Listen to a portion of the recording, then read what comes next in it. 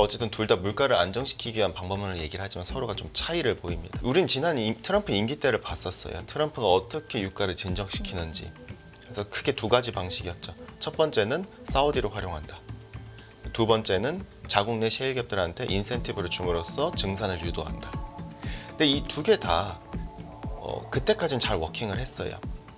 근데 2020년 이후로 보면은 이게 잘 워킹을 할 것인가에 대해서는 저는 퀘스천 마크가 붙어요. 자, 이제 앞에서 순서 예고해 드린 것처럼 원자재에 대한 이야기 오늘은 자세하게 이야기 나눠보는 시간 저희 준비하고 있습니다. 대신증권 리서치센터의 최진영 연구위원 함께합니다. 안녕하십니까? 안녕하세요. 네, 안녕하세요. 원자재 시장, 이제 원자재 상품별로 좀 이야기를 해봐야 되는데 뭐니 해도 일단 유가 얘기를 좀 해봐야 될 것 같습니다. 간밤에는 좀 큰 폭으로 하락하는 모습 보여주고 있는데 아무래도 최근에는 지정학적 리스크 이 부분에 어떻게 좀 진정이 됐는지 여기 영향을 많이 받고 있는 건가요? 예, 아무래도 그렇습니다. 그래서 지난번에 이제 사실 8월 3일 날 미국과 이제 이스라엘과 이란 간의 좀 갈등이 조금 더 격화됐었을 때부터 저희는 이제 지금 이 같은 시점에서는 유가 단에서 좀 조심스럽게 접근하자라는 말씀을 드렸었는데 그 같은 이유는 간단합니다. 사실 이러한 변동성에서 우리가 사실 이기기에는 좀 어렵거든요. 그래서 잠시 지정학 리스크에서는 잠시 일부 후퇴하는 부분들이 좀 필요하지 않았는가라 볼 수 있고 어제만 하더라도 미국 측에서 이스라엘 측에다가 좀 더 협상에 대해서 진전된 부분에 대해서 좀 더 제시안을 갖다 가져왔고 이것을 이스라엘이 동의를 했다라는 식의 언론 보도가 나오면서 이것이 유가단에서는 어떻게 보면 지정학 리스크가 후퇴하니 그래서 유가단에서는 좀 안정된 그림이 나타났는데 사실 근데 저는 잘 모르겠어요. 그래서 지정학 리스크는 네. 우리가 예단하기가 어렵기 때문에 좀 더 어떻게 보면 시나리오별로 접근이 필요하겠고 그래서 1, 2, 3안으로 저희는 좀 접근을 하고 있는데 작년 연간 전망과 지난 4월 달에 제시한 것처럼 일단 이란 같은 경우를 저는 우선시하고 있는데 이란이 뭐죠? 네. 이란이 지금 현재에서 큰 변화가 없다라는 겁니다. 그렇기 때문에 유가도 큰 변동이 없다라는 측면으로 지금 가자 지구에서의 이 같은 부분 역시도 여기서 더 확전되지 않는다라는 범위로 접근하고 마치 지난 4월 달에 설사 이란이 보복한다 하더라도 이것은 서로가 이미 예측 가능한 범위 안에서의 보복이지 않을까라는 식으로 접근을 했는데 근데 이제 제가 왜 이걸 갖다가 잘 모르겠다라 말씀드리냐면은 지난 8월 3일 날에 미국 측의 대응이었었어요. 미국이 레바논 즉 이스라엘과 지금 교전을 벌이고 있는 북부에 있는 레바논과 관련해가지고 레바논에 체류 중인 미국인들에 대해서 전부 철수 명령을 내렸거든요. 그러면은 이게 사실 PTSD를 일으킬 수 있는 게 러시아 우크라이나 전쟁 때도 마찬가지로 전쟁 발발하기 전에 미국 정부랑 영국 정부가 자국민들에 대해서 우크라이나에 대해서 체류한 국민들한테 전원 철수 명령을 내렸어요. 그로부터 한 달 후에 전쟁이 발발을 했거든요.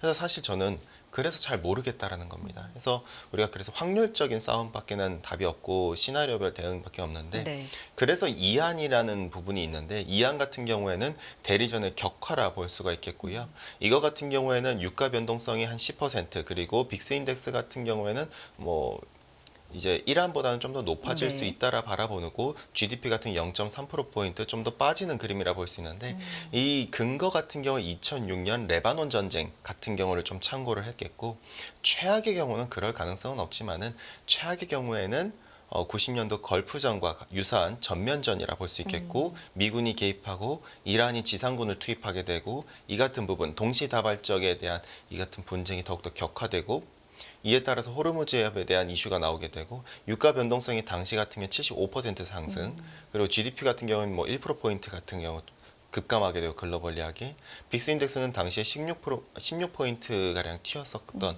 부분들이 있기 때문에 좀 더 우리가 좀 과거의 이 같은 유사성을 갖다 참고해서 그 같은 영향, 여파를 갖다가 좀 시나리오별로 추산을 해봤는데 아직까지는 최악의 경우는 저희는 좀 배제를 하고 있습니다. 배제를 하고 있는데 잘 모르겠으니 일단 지정학 리스크 단에서 좀 경계는 지금 필요하다. 그러니까 지금 유가 단에서 보면 수급을 사실 되게 무시하고 있어요. 시장이. 유가 가격만 보면은 수급을 무시하고 지정학 리스크를 갖다가 온전히 다 한껏 반영하고 이것이 왔다 갔다 하고 있는데 그래서 저희는 좀 조심스럽다라 접근돼서 지금 이번 8, 9월 달은 좀 조심스럽게 접근하고 있겠고요. 그 잘 모르겠다라고 말씀해 주신 부분이 워낙에 지정학적 리스크는 예측이 좀 힘든 아무래도 부분이다 보니까 시나리오별로 접근하는 게 좋다. 일단 가장 높게 보신 확률은 지금 이 가격단에서 큰 변동성이 없게 예. 이렇게 가는 거고 그다음은 대리점 격화인데 이거는 한 10% 정도의 변동성을 보고 계신데요. 그쵸. 그러면 지금 한 70불대 중반, 70 한 4달러 정도 대 WTI 기준으로 와 있는데 이 밴드를 어느 정도로 보면 되겠습니까? 한 10%라면? 단기적 네. 이제 기본적으로 저희가 가이던스 기존 가이던스 하에서는 여전히 저희는 하단단에서는 70불이라고 말씀을 드립니다. 그래서 하반 경직성이 여전히 강화적이고 특히 요 최근에 유가가 빠져 70불대로 내려갈 때마다 네. 미국 에너지부가 원유를 계속 사주고 있거든요. 아, 그러면은 이게 유가의 하단을 갖다 22년 하반기 때도 그랬고 23년도 때도 그렇고 유가의 하단을 계속 막아주는 역할을 해주거든요. 이번도 저희는 좀 더 동일하게 바라봅니다. 근데 이제 상방단에서 그래서 70% 아니 이제 10%대 상방 변동성이 이해한대로 격화가 된다면은 사실 여기서 80불을 조금 넘을 수는 있겠죠. 근데 이제 뭐 사실 지정학 리스크 단에서는 일단 배제하고 바라보더라도 수급단의 이슈는 저희는 여전히 좀 타이트하다라 바라보기 때문에 이 지정학 리스크가 좀 진정된 직후에는 다시 또 수급을 바라볼 것이고 그 수급을 바라보면서 유가는 다시 또 진정되면서 회복 방향이지 않겠는가. 지금의 이 같은 유가만 놓고 보더라도 오펙 플러스 같은 경우에는 단계적 증산을 하기가 점점 어려워져요. 네. 그렇기 때문에 이 같은 점도 감안을 하면은 우리가 실물단에서의 수급을 놓고 보자. 즉 WTI 포워드 커브를 보면은 지금 백오데이션 여전히 백오데이션입니다. 그 말즉슨 여전히 수급이 타이트하다는 걸 의미하거든요. 그렇기 때문에 지정학 리스크 때문에 왔다 갔다 하고 있는데 이걸 배제하고 바라보면은 지금 수급은 타이트하다라는 부분으로 접근한다면은 유가는 다시 회복 방향이라 접근하고 있겠고요. 네. 수급에 비해서 공급이 그렇게 크지 않다. 사실 지정학적 리스크를 최근에는 더 많이 좀 반영을 하고 있기 때문에 수급과 공급 측면에서만 보자면 뭐 이렇고 이게 지정학적 리스크가 조금 완화되고 관심도가 좀 줄어들면 아무래도 수급적인 측면을 조금 더 볼 수도 있을 가능성 우리가 염두에 둬야 되겠네요. 그렇다면 트럼프 전 대통령과 해리스 부통령의 지금 정책적인 측면으로도 이제는 본격적인 경쟁이 시작이 되고 있는데 이 에너지, 유가 쪽에서의 영향은 어떨까요? 사실 누구나 아시다시피 이제 민주당이 될 경우에는 유가는 다시 또 튈 수가 있겠고 공화당이 될 경우에는 어떻게든 유가를 잡아두려고 하겠죠. 근데 이제 그 방법론에서 좀 차이가 있을 텐데 그러니까 어쨌든 둘 다 물가를 안정시키기 위한 방법론을 얘기를 하지만 서로가 좀 차이를 보입니다. 근데 트럼프 같은 경우에는 근데 트럼프가 됐었을 때 트럼프는 분명 알고 있어요. 공급을 늘리면 유가가 하락한다. 민주당은 이상한 소리를 자꾸 얘기를 하고 있고요. 근데 공화당 쪽에서의 이 같은 발언들을 봤었을 때 우린 지난 트럼프 임기 때를 봤었어요. 트럼프가 어떻게 유가를 진정시키는지. 그래서 크게 두 가지 방식이었죠. 첫 번째는 사우디를 활용한다. 두 번째는 사우디가 아니더라도 자국 내 셰일 기업들한테 인센티브를 줌으로써 증산을 유도한다. 근데 이 두 개 다 그때까지는 잘 워킹을 했어요. 근데 2020년 이후로 보면은 이게 잘 워킹을 할 것인가에 대해서는 저는 퀘스천 마크가 붙어요. 즉 누가 되든 저는 유가는 다시 또 진정돼서 반등할 거라 봅니다. 트럼프는 어쨌든 공급을 완화를 얘기하지만은 이번 댈러스 연준의 서베이를 보면은 셰일 기업들 대상, E&P 기업들 대상으로 서베이를 한 결과가 매 분기마다 나오거든요. 근데 거기다 코멘트를 셰일 기업들이 달아놔요. 뭐라고 다냐면은 자기들이 투자를 못 늘리는 이유는 증세 때문이라고 계속 지적을 해요. 네. 왜? 이 IRA 법안 안에 신규 유정이나 가스정을 개발 시에는 더 많은 보증금, 15배에서 20배 인상된 보증금과 거기다가 어떻게 보면 법인 세율을 갖다 높여놨고 로열티율 이 같은 부분이 있기 때문에 제대로 투자가 안 들어가고 있죠. 그럼 트럼프는 이 IRA를 폐지한다는 얘기를 하는데 과연 폐지가 될 수 있을 것인가? 의회의 동의가 필요해요. 대통령이 권력이 강한 게 아닙니다. 미국은 철저하게 의회가 견제를 해요. 근데 의회는 또 우리나라처럼 일원화되어 있는 게 아니라 상하원이 나눠져 있죠. 그러면 이게 100% 통과 여부가 있는가에 대해서 불확실하고 더불어서 그럼 이걸 인센티브 관련된 뭔가 법안을 내놓지 않겠는가 트럼프가 행정명령을 통해서 네. 이것도 어려운 게 의회의 동의가 부딪혀요. 그렇기 때문에 IRA 폐지에 대해서도 좀 딜레이 될 수밖에 없고 그럼 트럼프가 이걸 뭔가 공급을 갖다가 어디서 늘린다? 그럼 외부에서 사우디를 통해서 늘린다? 이것도 좀 어려운 게 지금 사우디의 재정균형 유가와 두바이 간의 스프레드를 보면 적자예요. 네옴시티 하겠다라는 사우디가 과연 이걸 100% 수용할 것인가? 과거처럼. 그것조차 어렵고 근데 이게 된다고 하더라도 문제는 미국 내부에서는 그럼 감산이 이루어질 수밖에 없다라는 거죠. 이번 댈러스 엔진 서베이에서 셰일 기업들은 분명 그걸 지적합니다. 트럼프 당선 시를 얘기를 해요. 네. 만약 트럼프가 당선하면은 과거처럼 사우디를 외부에 통해서 공급을 늘린다면 자기들은 더 공급 늘리기가 어렵다. 그럼 이게 밸런스로 보면은 이쪽에서 늘어난다 하더라도 얘가 감소해요. 그러면 그럼 이게 총량은? 수급이 네. 총량이 그러면은 늘어난 것인가? 에 대해서 퀘스천 마크가 붙어버리는 네네. 것이죠. 그래서 대선단에서 저는 누가 되더라도 사실 이 부분은 크게 더 나아지긴 좀 어렵다. 특히 셰일 기업들은 2019년 이후부터는 주주 환원 중심으로 완전히 바뀌어버렸기 때문에 그렇기 때문에 투자도 안 하고 있거든요. 개발 투자를 안 해요. 거의 자사주 소각이나 배당만 늘려요. 이러한 부분을 감안했었을 때 과거와의 굉장히 큰 차이점이 노출됐다고 볼 수가 있겠죠. 누가 되면 뭐 유가가 오르고 누가 되면 내리고 이렇게 좀 단편적으로 보고 있는데 과거와 환경이 좀 달라졌다라는 측면을 좀 더 봐야 된다라는 말씀이시네요. 최근에 좀 특징적인 가격 흐름을 보여주고 있는 몇 가지를 좀 여쭤볼 텐데 철광석 가격이 올해 들어서만 30% 이상 하락을 했습니다. 뭐 여러 가지 얘기가 나오고 있는데 근본적인 이유 지금 배경이 어떻게 될까요? 근본적인 원인은 저는 네. 부동산 착공이라고 봅니다. 중국 쪽에, 특히나 중국이죠. 중국 쪽에. 네. 그러니까 중국은 정말 심각해요. 저도 제가 중국에서 학교를 나왔기 때문에 제 중국 동문들을 통해서 현업에 있는 얘기를 해봐도 중국은 정말 부동산 시장이 심각합니다. 그러니까 뭐 거래량이 어떻게든 좀 조금씩 환기를 시켜주려고 시도를 하지만은 그것조차 지금 안 돼요, 잘. 그래요. 근데 이제 착공이 더 문제인데 네. 그러니까 지금 구리랑 철광석을 비교하면 서로 다르게 가요. 네. 원래 같이 갔던 애들이 왜 다르게 가느냐? 이유는 간단해요. 구리는 단순히 착공에 들어가는 애들이 아니에요. 어디에 더 많이 쓰냐면은 즉 거래량이 늘어났을 때 구리는 더 좋아져요. 왜냐? 내구재에 더 많이 쓰이니까요. 네. 그러니까 부동산 거래, 사고 그쵸. 팔리는. 네. 결국 집을 우리가 사면은 네. 저도 집 샀자마자 바로 뭐부터 하면 가전기기를 다 바꿔버렸거든요. 그 규격에 맞아야 되니까요. 마찬가지로 근데 이제 반대로 철광석은 철강 쪽 층에서 결국 부동산 착공에 들어갑니다. 그러면은 이게 서로가 다른 그림이 나타나는 거죠. 부동산 거래에 어떻게든 환기를 시켜주고 거기다가 신재생 에너지라든가 전기차 덕분에 얘가 버티겠지만은 네. 반대로 철광석은 지금 착공도 어려워지고 기업들이 자금 조달도 여전히 형편이 어렵고 기업들이 착공하기 위한 자금 조달조차 어렵다? 그러면은 이게 개발이 정상적으로 네. 진행되겠는가에 대해서 감안하면은 중국의 철강 관련된 수요는 여전히 취약하고 근데도 문제는 얘네들의 공급은 계속 끊임없이 나오고 있어요. 그러니까 중국 쪽에서 공급은 끊임없이 나오고 있거든요. 공급은 늘어나는데 착공은 어렵다. 수요는.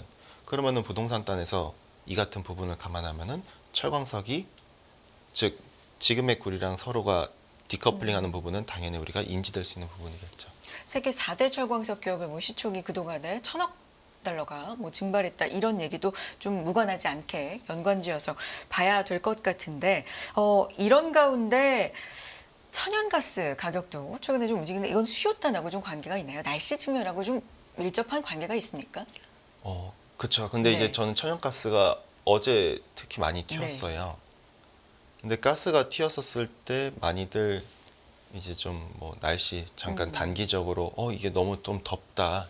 수요가 에어컨 더 늘어난다. 뗀다 이러는데 네. 이게 말이 안 돼요. 그래요? 왜냐면은 재고 지표로 보자 이거죠. 재고 지표로 보면은 냉방 시즌은 끝난 거예요, 이미. 7월 중순 때 이미 끝났어요. 그러니까 누구 입장에서 보냐면은 우리 입장에서는 전력 수요가 아직 냉방 시즌이고 네. 우리 입장에서는 지금도 더워요. 근데 그건 우리가 최종 소비자의 판단이고 원자재는 누굴 주목하냐면 최종 소비자가 아닙니다. 즉 이 전력을 공급하는 애들을 주목을 해요. 누구? 바로 전력 생산 기업이죠. 얘네들이 전력단에서 천연가스를 먹어서 전력을 생산해서 뿌리는 거거든요. 근데 얘네들은 재고 추이로 보면 계절적으로 7월 말 때 이제 더 이상 재고는 감소하지 않아요. 그때부터 다시 재고는 늘어나죠. 언제까지? 9월 말까지요. 그럼 여기서 왜 그럼 가스는 튀었는가? 이유는 간단합니다. 가스가 튀는 이유를 살펴보죠. 가스가 왜 하락했었는지를 알면 왜 다시 튀려고 하는지도 알 수 있어요. 네. 왜 하락했었느냐? 그 하락 시점이 대략 정확하게는 6월 말부터 하락을 합니다. 근데 그때가 뭐였냐면 월물 교체예요.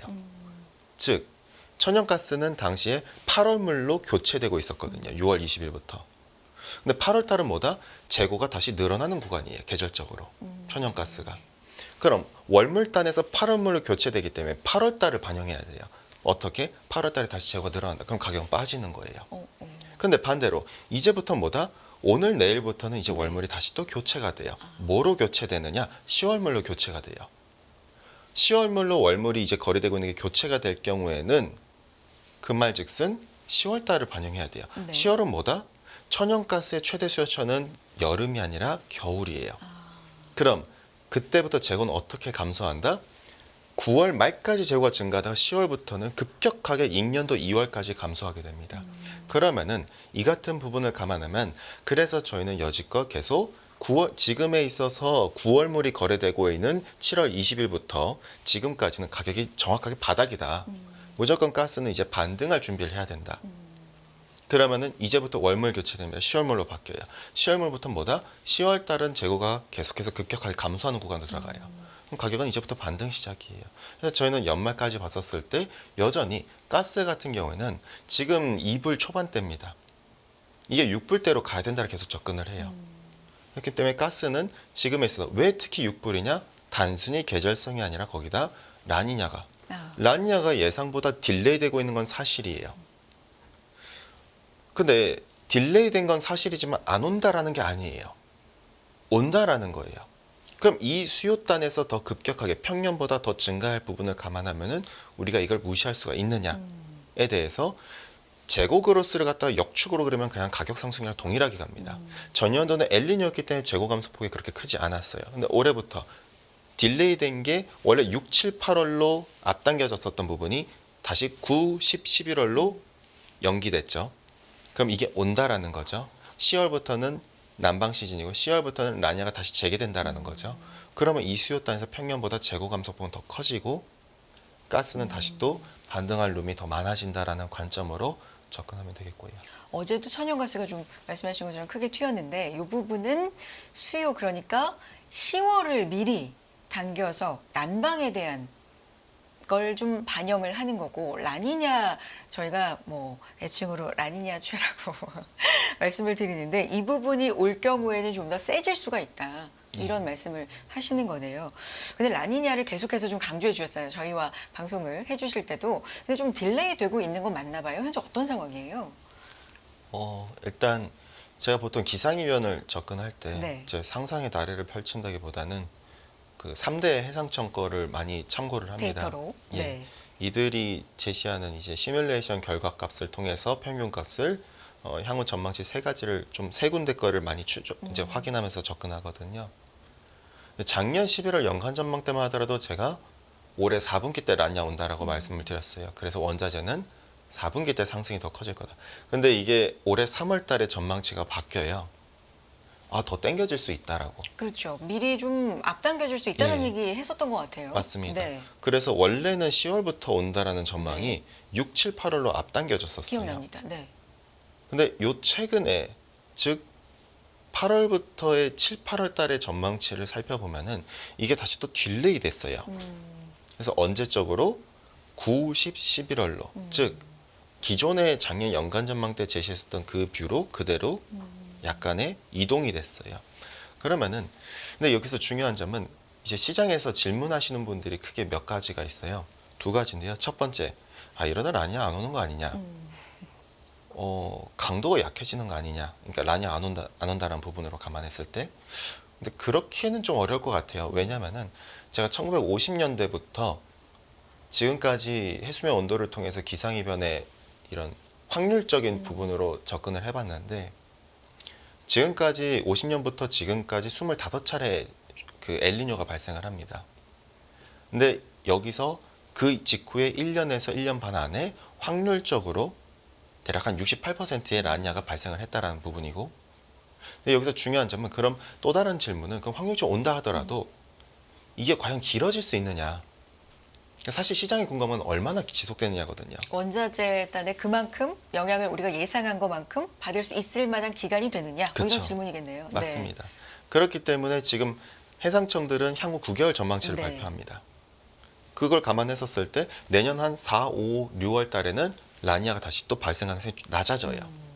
그러면 이거 아예 소실 아니야. 근데 여기서 중요한 점. 제가 데이터를 다시 또 봤는데 그래서 보니까 1950년대부터 지금까지 슈퍼 엘니뇨가 총 7차례가 발생을 했었어요. 25차례 중에.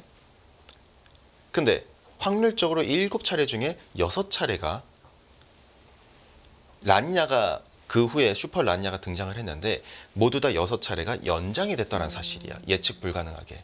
즉 원래라면 왔다라면 1년 정도 라니냐가 발생을 하는데 그 이후에 이게 1년이 아니라 더 뒤로 네. 진정됐다가 다시 또 재개되고 근데 이게 우리가 2020년 때가 그랬거든요. 19년도 때 저도 전 직장에 있었을 때 라니냐가 오니까 우리가 원자재 좋다라는 식의 콜을 했었어요. 2020년 전망을 할 때. 근데 라니냐가 제가 온 걸 감안했고 21년도 때는 진정될 거라고 데이터상으로 봤었을 때 그렇게 전망을 했는데 제가 예측을 못했던 건 연장이었어요. 길어졌다. 그렇죠. 네. 슈퍼 엘니뇨에 등장한 슈퍼 라니냐에 대해서 이 연장 부분을 제가 감안을 못했거든요. 근데 이때도 언제까지 연장이 됐다? 22년도 때까지 연장이 됩니다. 2011년 때도 마찬가지였거든요. 2010년 때 진정될 줄 알았던 게 또 연장이 됐었어요. 그래서 이번에도 슈퍼 엘니뇨 직후에는 7차례 중에 6차례가 연장된 라니냐가 네. 뒤로 나타났기 때문에 이번 부분에 있어서 저는 좀 그래서 더욱더 조심스러운 부분이라 볼 수가 있겠고요. 알겠습니다. 자, 그리고 곡물에 대해서도 지난번 시연 때 좀 강조해 주셨던 게 기억이 나는데 지금 상황이 어떻습니까? 가격 흐름이 어때요? 가격 사실 여전히 안 좋죠. 네. 근데 안 좋을 수밖에 없었던 거는 지금 7월부터 뭐가 이제 미국이 수확을 하고 있거든요. 근데 7월부터 수확이 되는 거가 언제 파종을 했냐면은 지난 4월 달입니다. 4, 5월 달에. 근데 이제 4, 5월 달에 뭐였냐면 엘니뇨였어요. 미국은 엘니뇨였기 때문에 4, 5월 달이 그렇기 때문에 뭐다? 파종이 잘 진행됐습니다. 그러니 수확이 좋을 수밖에 없었어요. 가이던스가 계속 상향이 조정됩니다. 그러니까 구곡 기준으로. 그렇다 보니 가격은 계속 눌리는 거죠. 근데 이게 계속 눌리는 부분, 오케이, 미국 이슈는 이제 다 반영이 됐어요. 이제 수확이 점점 미국은 끝나가니까요. 근데 여기서 저는 고민되는 부분이 이제 중국이에요. 중국의 기상이변 우리가 놓쳐서는 안 된다라고 보거든요. 중국이 아직 라니냐가 오지 않은 상태인데 이상의 폭우가 너무 심해요.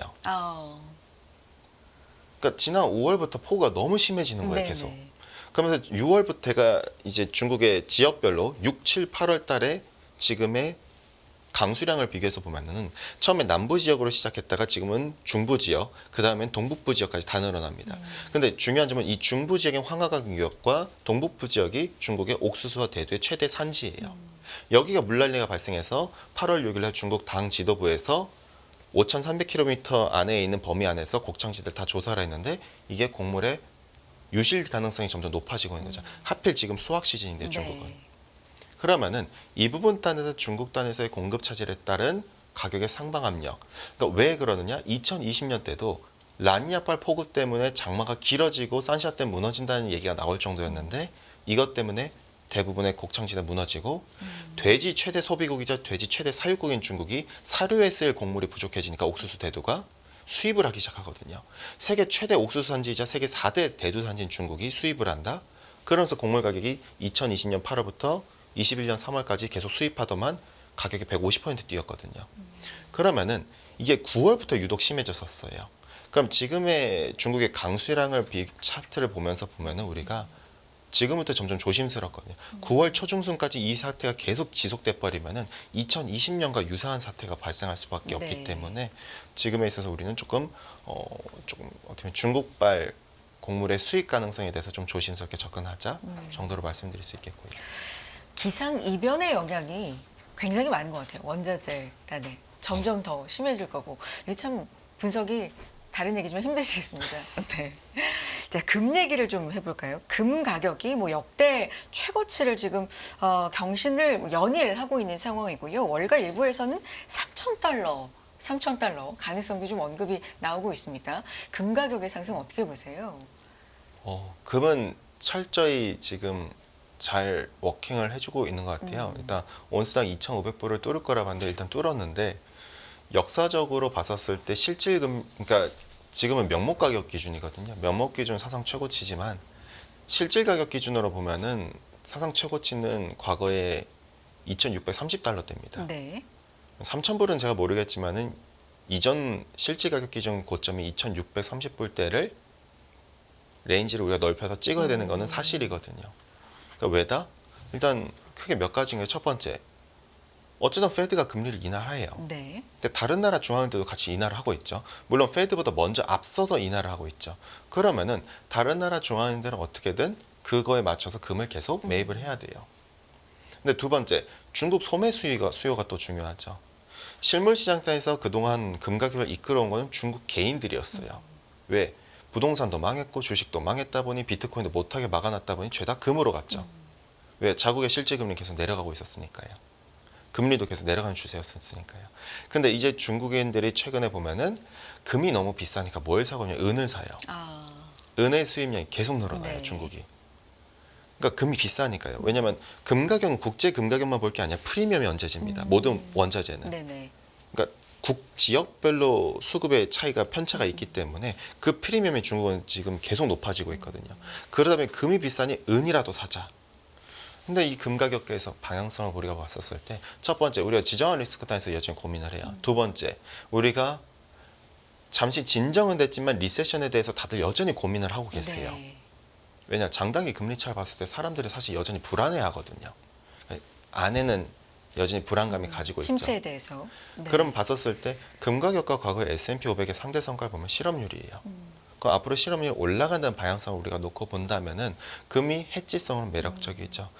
물론 마진콜 터지면 금도 빠지지만은 그러나 상대적으로 덜 빠지고 회복은 더 빠르게 될 수 있는 그 관점으로 특히 금리의 하락 베팅, 실질 금리의 하락 베팅 그걸 감안하면은 지금의 금은 실질 가격 기준으로 온스당 2,630까지는 이전 고점까지는 여전히 우리가 좀 열려 있는 자세가 필요하지 않겠는가?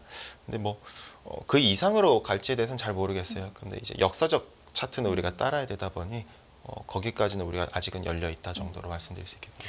알겠습니다. 최진영 연구위원님의 자료입니다. 곡물 얘기도 저희가 잠깐 했었는데 아직은 조용한 곡물, 문제는 북상하는 중국의 폭우라는 제목의 보고서가 또 있고요. 또 원자재 가격 프록시인 위안화, 9월 FOMC를 기대한다는 제목의 또 이 보고서까지 여러분 참고해 보셨으면 좋겠습니다. 여기까지 들을까요? 대신증권 리서치센터의 최진영 연구위원 함께했습니다. 고맙습니다. 감사합니다.